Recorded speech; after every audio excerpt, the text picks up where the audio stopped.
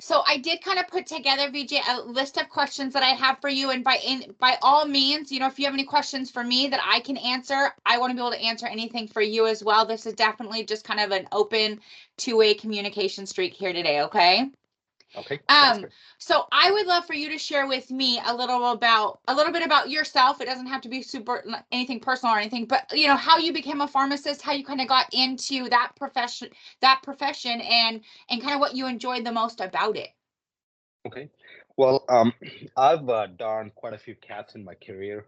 I was 21 years old when I became a pharmacist. I was one of those kids back in the day that was very, very good with chemistry. Chemistry came very naturally to me, and I breezed through my pharmacy course. I never worked a day hard, and it was just very easy. So I finished my course, and because it came so easy, I did not see any value in it at the time. This was in the early 90s. And so I graduated in 1995 as a pharmacist, never worked a day as a pharmacist, did not see any value. So I did a master's in biotechnology because I wanted to get into the biotech in the 90s. The Human Genome Project was going on, and I wanted to be in that. I did a master's and then quickly realized in research, if you don't have a PhD, then you are not really going to go anywhere. So PhD was another 5 to 6 years in college, and I was like, I couldn't go back into college for another 5 to 6 years working in a laboratory. So I chose paramedics. I became a paramedic, and I was living in Australia at the time in Sydney. So because of my pharmacy background and my master's in biotech, the paramedic penetration into that industry was pretty easy, and I trained and I worked there till about 2006. So quite a few years I've been a paramedic, and then so with all the clinical knowledge, one of the things that being a paramedic taught me was patient care, and of course the customer aspect. How do you take care of people in a pre-hospital care in an emergency situation? So with all that knowledge, I got married and I decided, okay, I need to kind of have some stable hours, and I got into my 30s, so I got back into the pharmacy field. So I moved to the US, and I've been here since 2007 for the last 17 years. And I chose Fred Meyer because Fred Meyer is a fantastic employer. I've had offers from all these other companies, Walgreens, Rite Aid, whatnot, but I chose Fred Meyer because I like the management. I spoke to the management, and I really like their vision. I like and I've stuck with them since then because they, even to this day, I'll sing the same song. Fred Meyer is a fantastic employer, and they have great opportunities for everybody to grow. So that's my journey in a nutshell, and that's how I ended up being here. And what I love about my job is I love mentoring and I love customer service. So a lot of the customers I have here, we I've known them for general. I've known a couple of customers from when they were little kids. Actually, one of the customers is actually one of my employees right now. Last time I met her, the first time I met her, she was like 9 years old. Now she's my lead tech. She's Wow. so I love mentoring these kids, and then they grow up. I like to kind of give them an opportunity, and I'm encouraging her to becoming a pharmacist now. And Fred Meyer has scholarships, so she is planning on getting into a pharmacy college pretty soon. So I like the customer service aspect of it. I take immense pleasure in mentoring the next generation pharmacy professionals. And what else can I say? We are a high volume pharmacy, the busiest pharmacy in Fred Meyer in south of Seattle. So we do about 700 to 800 scripts a day. And the philosophy of helping people, taking care of customers, and taking care of your staff is not only shaped by me, but also my fellow pharmacists. We all are on the same page, and over a period of time, I've created this culture where we all help each other out. The team that I have is a fantastic team. I manage about 17 people just here in this pharmacy, and we are a very strong team. We have absolutely no disconnect in any way, and we all help each other out. Definitely not on the same level in competency way, but we have mutual respect, and we always have each other's back. We have different strengths and different weaknesses, and that's what makes us strong. I love that. I love that you guys work together cohesively and you can work off each other's strengths and kind of play, if somebody has less, if they have weaknesses, then somebody else can step up and compensate for that. So that's There is really, no other really way. neat. That's the only Yeah. way. Absolutely. It sounds kind of like a family, right? It is in a way, but it's very professional. I Mm-hmm. don't encourage, and I don't personally have any personal relationships in terms of, let's meet outside work. We do team building exercises, but strictly professional in the pharmacy or in the store. I try not to hang out with anybody outside work, or I try to kind of discourage my staff from hanging out with outside work because we need to disconnect from your professional and personal lives. And once you start interlacing that, then the loyalties kind of shift from your work to personal relationships, and that seems to work really well for all of us. So, and Agreed. the few people that crossed those lines and got really friendly with each other um, uh, tend to kind of create stronger bonds between them. And automatically, what happens over a period of time is that if something happens in their personal life to disrupt that particular bond, that reflects in the workplace here.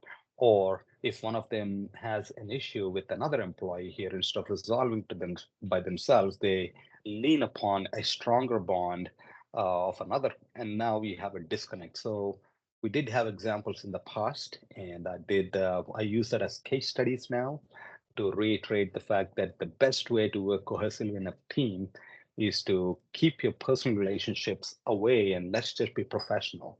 Let's just respect each other for who we are, irrespective of what our values are personally, what our affiliations are personally. That doesn't matter. We are all here for a common goal to take care of our patients and get better, how we function as a team. So Absolutely, absolutely. Sometimes those when you mix, business and professionalism with personal lines get blurred. So yeah, I yeah, definitely agree with that. absolutely. Yeah. What services do you guys provide at Fred at the Fred Meyer Pharmacy? Apart from the regular dispensing retail medications, we do vaccinations, we do TB tests, we do travel vaccines. We do have collaborative drug therapy agreements with the local doctors, so I can actually write prescriptions for birth control, naloxone therapy. I can write prescriptions for albuterol inhalers. Uh, I have a list of almost 7 or 8 things that we can actually write prescriptions for. And did I mention TB, tuberculosis testing? Oh Yeah, yes, we the TV. the TB tests. I think we are the only other than the urgent care here. There's nobody else in town. I have people coming from Tumwater sometimes, and I Wow. do TB tests at least 6 or 7 a week, so 1 or 2 a day at the bare minimum. And these are all walk-ins. All these services are walk-ins. You don't need any appointment. You just walk in anytime. And obviously, if it's a very busy time, I'll have a line, and that's the downside to walking in. But even if you have an appointment and we get tied up with something else, we might not be very military in terms of getting to that appointment. So, and we apologize. We're human, and we do take care of our customers really well. If we are not able to fulfill any part of a commitment, we definitely compensate, whether it's a monetary or one way. We compensate in a big way. And our motto is that when you walk away from us, you're always going to be happy. I love that. That's really important, right? Like even if you have That's to wait a important. Yeah. couple minutes, what's important is when you leave, you're satisfied. When you get quality service and when you really know that we care and we take care of you, irrespective of whether you are angry with us, whether you call us names, you can call me any name. You can be angry at me, you can spew venom at me. I'll still care for you. I'll give you the best attention and best service that I can give anybody. That is so nice. So as a as a pharmacy technician, what is the day-to-day responsibilities for a technician at the Fred Meyer Pharmacy? Okay, yeah. So when you start off, we'll start off with the regulatory stuff. So when they come in, before we open our pharmacy at 8:30, the pharmacy starts functioning at 9 o'clock, but the technicians come in at 8 o'clock, 8:30, and then the first things we do is we sign off on all the sign sheets about it's the fridge temperature logs, and we have a Prada machine, the functioning logs, any cleanups to be done. So fire up all the machines, fill up all the printers, make sure we get in good working order. So a lot of it's regulatory stuff, and Once they come in, we'll also look at all the queues and we'll strategize and formulate. And if there's a lot inbound, so prescriptions, we'll start typing them right away, and we'll have the registers open, and then we'll start helping customers.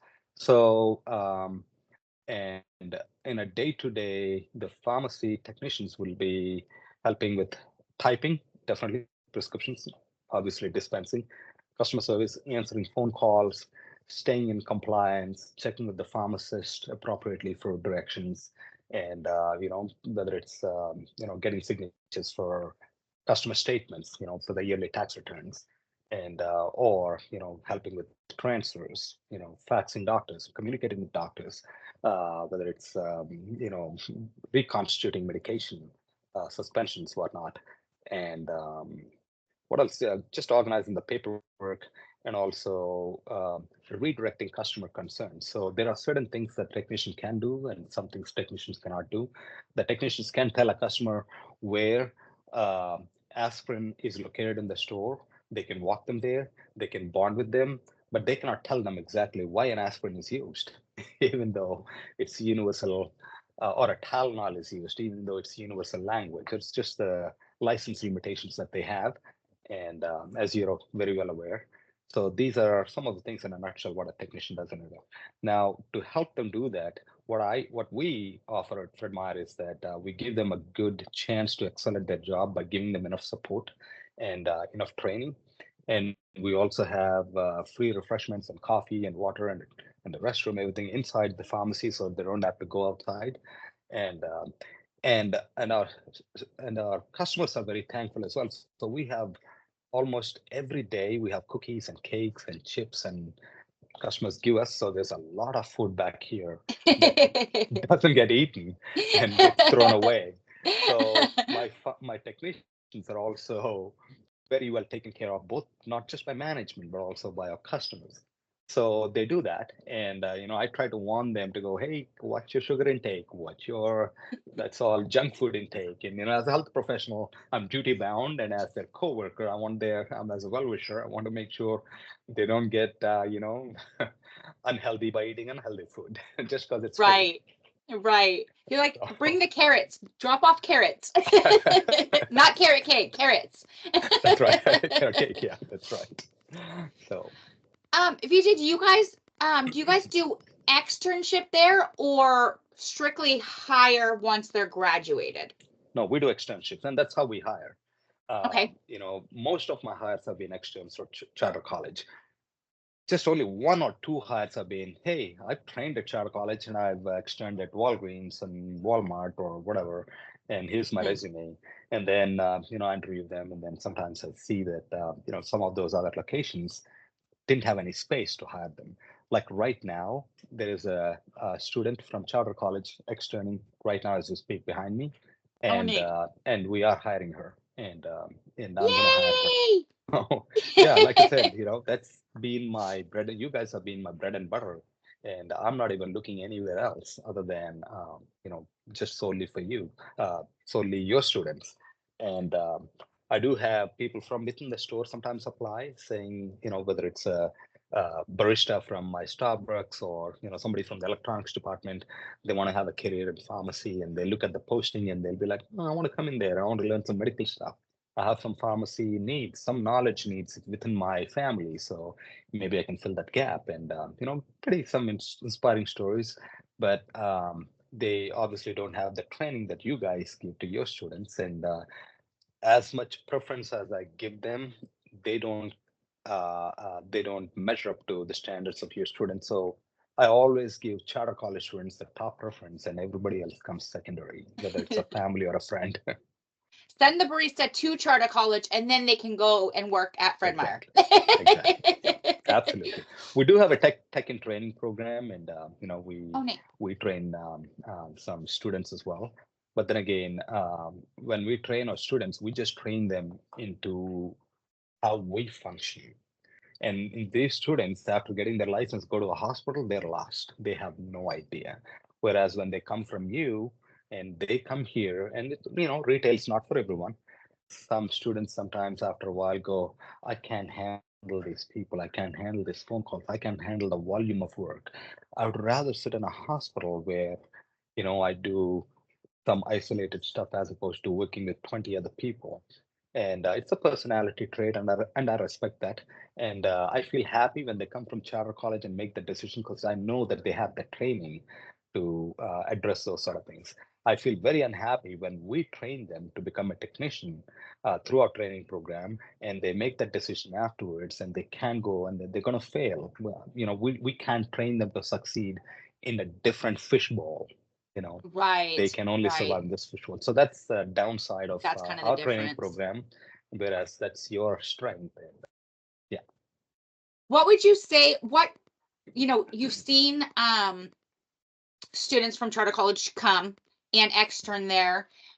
What challenges do you find that students most frequently face when they extern? So my biggest thing is I give them a heads up as to how busy we are and Mm-hmm. what a big team it is. I tell them what resources they have. I'll tell them you will have the friendliest staff you can ever imagine. It's a big team, but they're all extremely friendly. They care for you, whatnot, and and they all like it. And then they'll, most of them end up staying here unless they have a prior commitment or unless they're already employed with somebody else or some military families sometimes move out. Um, True. my biggest challenge would be when I hire, again, it's got nothing to do with you, is that they uh, they don't realize how much they are biting and how much there is to chew and swallow.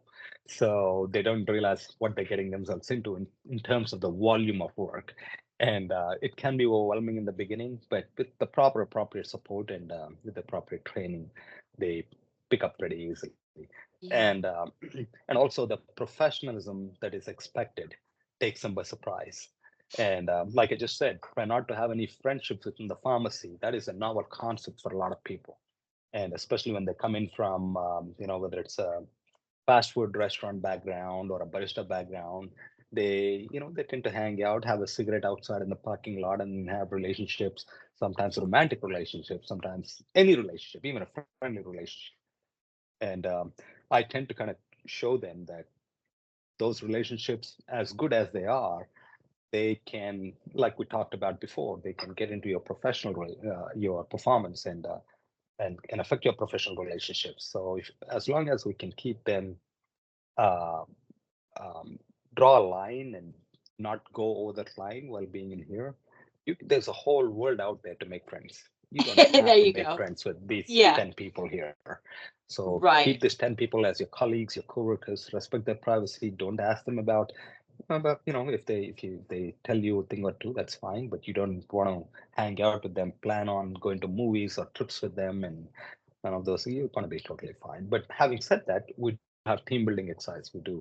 I do Christmas parties, I do Easter parties, and we buy gifts for their family and their kids. And if someone's going through a special occasion, we'll take care of them. If someone's going through a tough time, whether it's grieving, somebody loses a loved one or a loved pet sometimes, and we definitely take care of them, and we all come together as a team and do that, but only in a professional setting. We don't go to their house and visit them. We don't, those are, Yeah. Yeah. I completely agree with that. it Um, works incredibly well. yeah, 100%. How how do you guys evaluate, how's Fred Myers or yourself evaluate action performance? How's it evaluate? Is it through you? Is it through, do you have somebody that's a preceptor? What does that look like? Very good. So I'm a preceptor, and all our pharmacists are preceptors here. We do have a lead tech. So when I evaluate a student, the main thing I look at is my personal interaction. Okay, that's the main thing. But I also reiterate my findings and my observations through my staff input. So I give an opportunity for everybody to input there, and then the expectations are set very clear right in the beginning to the incoming student. I will tell them that we will touch and hone whatever they've learned at all the topics that they've learned at the school, but we'll be fine tuning certain aspects of it from the requirements of our business. Like we're not going to ever ask you to do a sterile compounding in a hood because we don't have it here.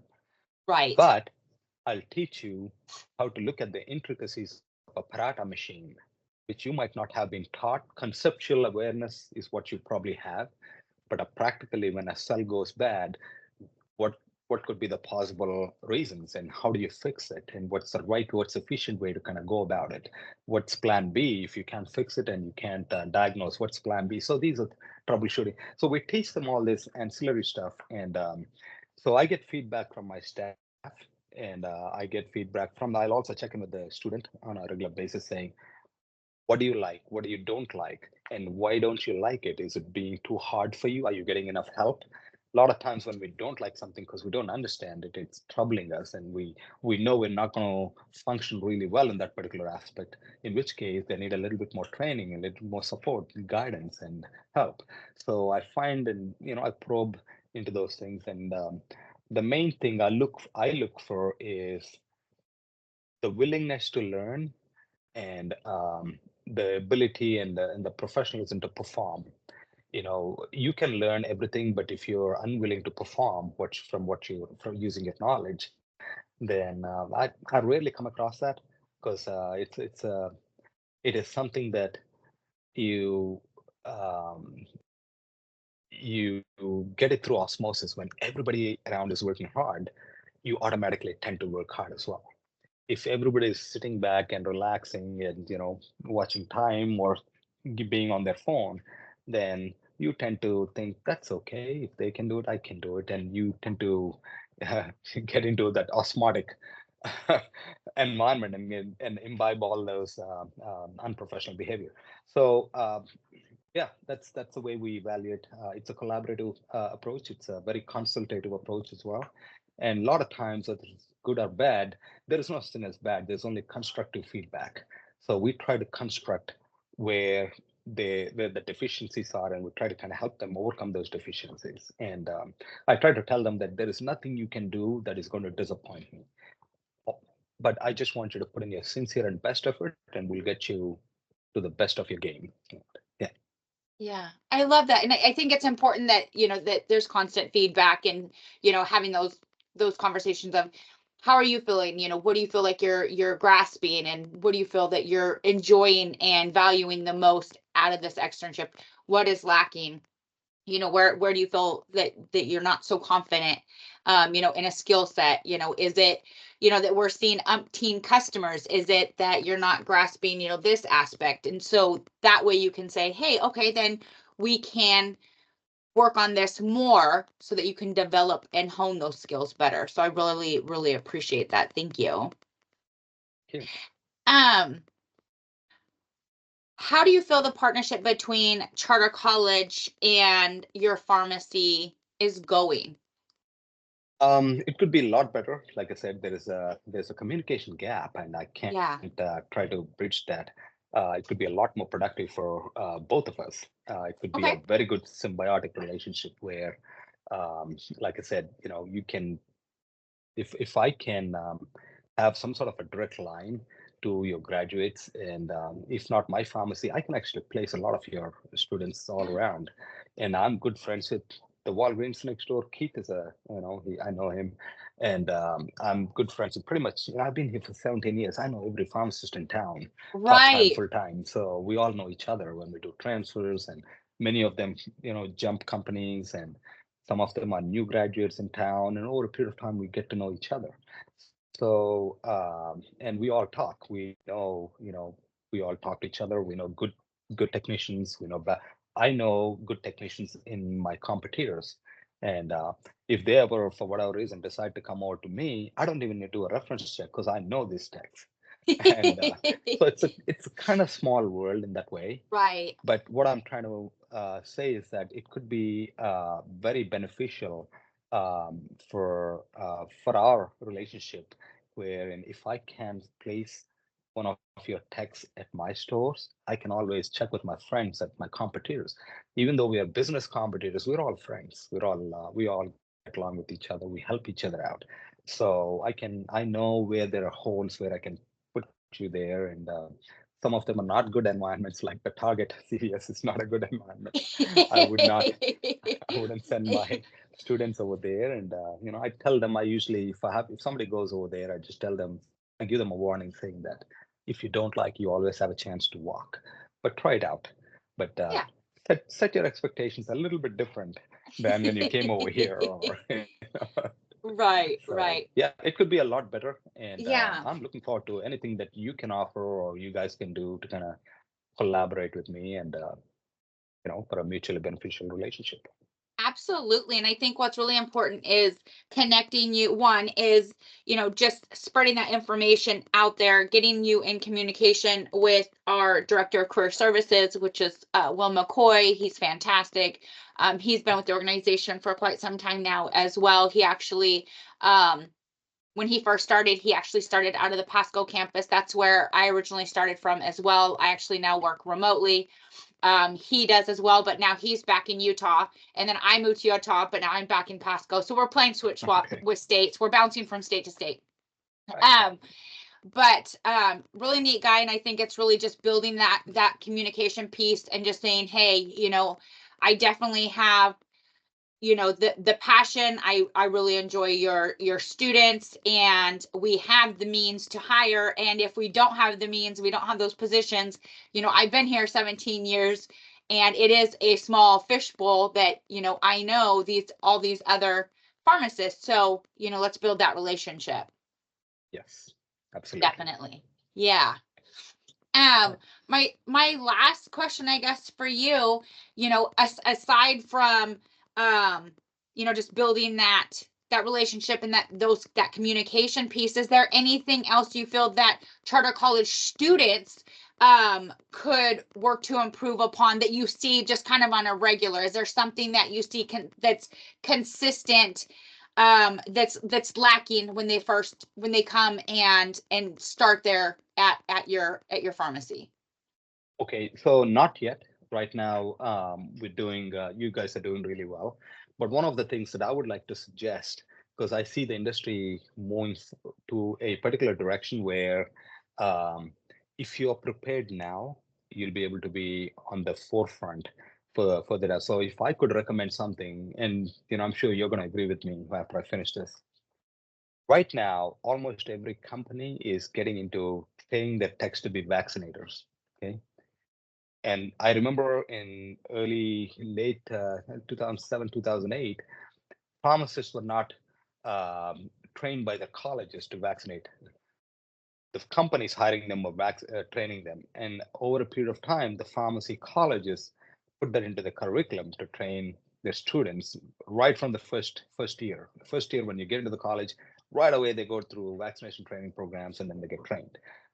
And then as they start doing rotations and internships, they're already trained in vaccinations, and that proved like a great experience. By the time they graduate, they have hundreds of hours of vaccinating experience. So you know where this is going. The techs being Yeah. trained, right now the companies are doing it. Pretty soon there'll be an expectation. One of those companies out there, whether it's Fimo or one of those Clore Park or any other one of your competitors, they're going to start training the Right. students in vaccination programs. And when they start doing that, that's going to be an industry standard. The Mm-hmm. expectation will be set, but they'll also be pioneers and they'll also brag about it and they'll be market leaders in that sort of clinical services. So that is something that you probably want to think about, discuss, and allocate some resources, whether it's funding or whatnot, to kind of put that as a part of your curriculum to train your students to learn how to vaccinate. And so that's a great marketing. And I mean, I can't think of a single pharmacy that would not take a technician who's already trained or certified in vaccinating. And you just have to come in and the farms, yeah, it'll be like a cakewalk for your students. Right, right. Pick up your cake and go. Yeah, absolutely. It's just Well, ready made. I'll definitely take that back to our curriculum developers and put that in their hands. I love new ideas, new fresh ideas, and kind of being on the forefront of what's to come. Being one step ahead. That's the way to take the lead. So I Progress, yes, yeah, appreciate certainly. that. Yeah, definitely. Welcome. Well, I so appreciate your time, Vijay. It was a pleasure Thank you. meeting with you. I'm excited for the future and getting you connected with Will. And looking forward to helping you staff up your different locations. And I can't wait to Mhm. hear your next step with Fred Meyer's when we were kind of talking earlier. And Sure. being with them for 17 years that's just kudos to you. Yeah, to kudos to the company as well. And I thank you for your time. And I apologize coming in late a couple of minutes. I had technical issues and I was just trying to kind of go between my phone and my computer and it just, but anyway, we're here and thanks for your patience and your time as well. Yeah, and what are the next steps? What's going to happen after this? Are we, how